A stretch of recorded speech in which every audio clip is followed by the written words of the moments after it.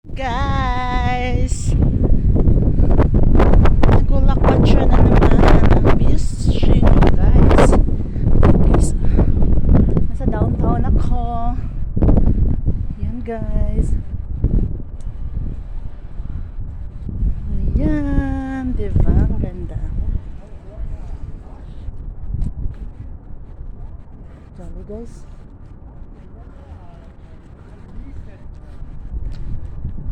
Ayan guys.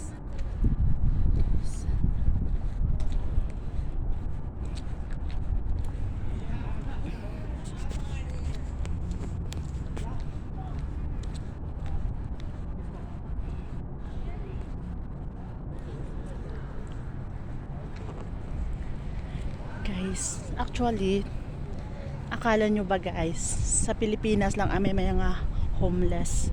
Dito din sa Canada guys, sobrang daming homeless. Pero, ang kaibahan lang doon, sa atin walang suporta ng government. Pero dito sa Canada, ang mga homeless nila, may mga suporta sa government guys. Kaya okay lang mag-adik-adik sila. Mag-adik-adik, mag-inom-inom, okay lang yon. Ano guys, naglalakad ako dito sa downtown. Medyo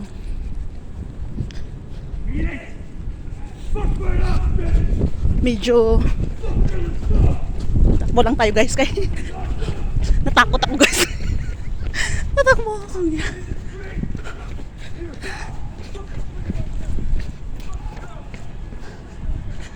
Diyos ko guys, ang takot ko. Hintik na yan. Diyos ko guys.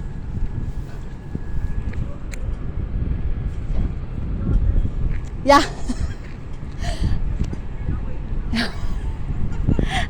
I'm so scared because he's yelling. Yeah, it's okay.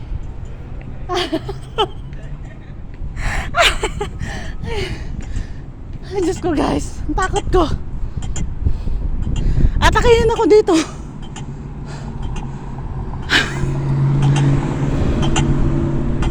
So scary. Guys, may nagsuntukan guys. Diyos ko po. Tumakbo ako guys. Kasi may alam nyo ba guys, doon sa may park, may nagsusuntukan. Ayan, inawat na sila. Ah! Sobrang takot ko naman. Ano ba yan? Nakakatakot dito sa downtown guys ng Saskatchewan. Regina, oh my gosh. Guys, alam nyo pa guys, tumakbo ako kasi sumisigaw siya. Takot ko man. Oy!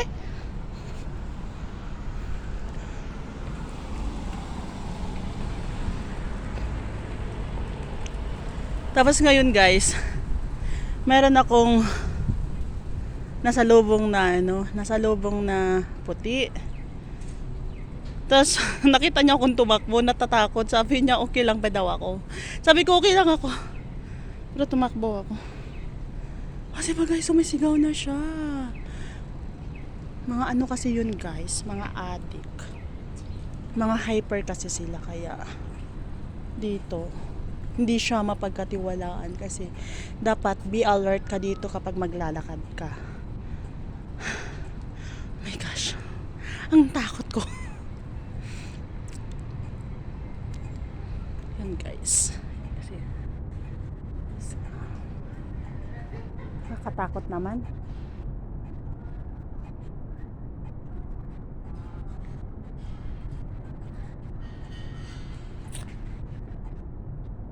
Pero we're safe naman dito sa yan guys, so, yung park nila.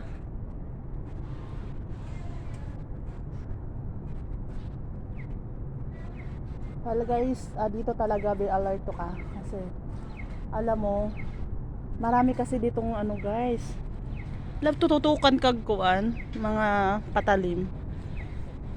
Yan, kaya nakakatakot. Kasi may isang kwento kasi habang nag-aabang siya ng bus dito sa downtown din, somewhere in downtown, tas tinutukan siya ng something na bagay na matalim, kaya hindi mawala sa mind ko. Kasi nagsisinking sa mind ko na baka ako isa rin ako na ano. Kaya careful lang, be alert. Kaya kanina guys, nung may sumigaw, tumakbo ako. Yan guys. Actually, may pupuntahan kasi ako. Kaya nag-aabang ako ng bus. So, babalik ako doon na side. Or else kasi sobrang init dito eh. So doon ako na side, mag-abang ako ng bus. Mag-aantay ako doon, tatawid ako guys. Yan kasi guys. So, ito yung pindutan nila guys. Ito yan.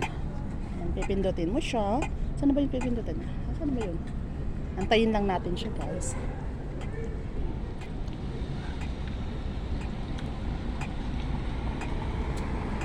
Okay, tawid na pala ako kasi yan, may naka-number na pala, so kailangan ko nang tumawid. Yan.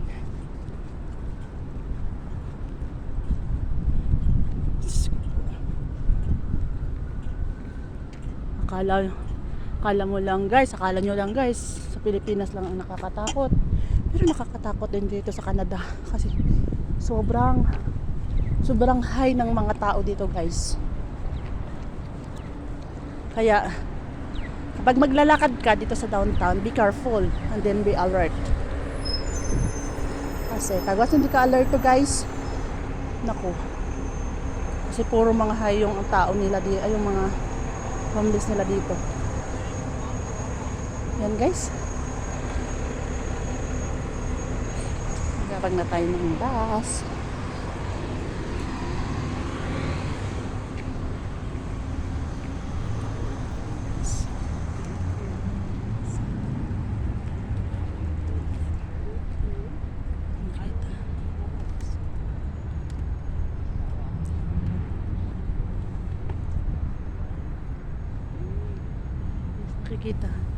Makikita nyo yan guys, yung palibat-libat ng kotse. Yan, may binabalak yan. Yan, hyper yan guys. Yan guys, naninira yan ng kotse kasi para may pang shabu-shabu sila.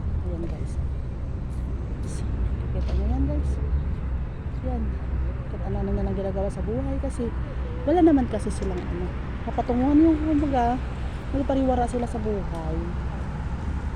So makikita nyo yan guys. Ayan. So far,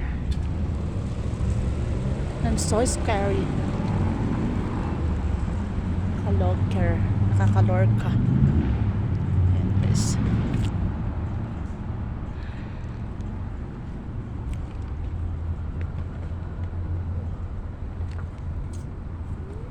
Park nila guys.